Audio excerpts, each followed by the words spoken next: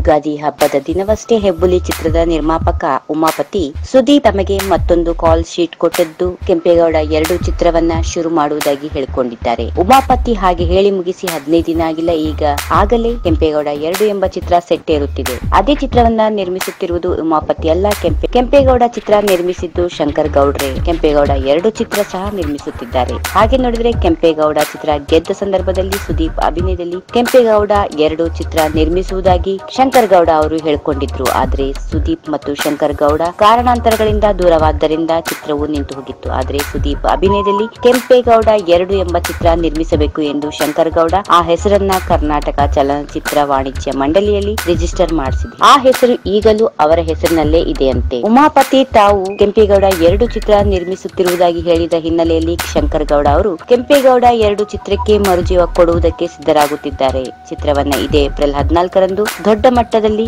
ಶುರು ಮಾಡುತ್ತಾರಂತೆ. ಈ ಚಿತ್ರದ ಹೀರೋ ಯಾರು, ನಿರ್ದೇಶನ ಯಾರ್ದು ಎಂಬ ಯಾವುದೇ ವಿಷಯವನ್ನ ಅವರು ಇನ್ನು ಬಿಟ್ಟುಕೊಟ್ಟಿಲ್ಲ. ಈಗ ಶಂಕರ್ ಗೌಡ ಕೆಂಪೇಗೌಡ 2 ಚಿತ್ರ ಶುರು ಮಾಡುತ್ತಿರೋದ್ರಿಂದ ಉಮಾಪತಿ ಏನ್ ಮಾಡ್ತಾರೆ, ಯಾವ ಹೆಸರಿನಲ್ಲಿ ಚಿತ್ರ ಶುರು ಮಾಡ್ತಾರೆ ಎಂಬ ವಿಷಯಗಳಿಗೆ ಇನ್ನು ಉತ್ತರ ಸಿಗಬೇಕಾಗಿದೆ.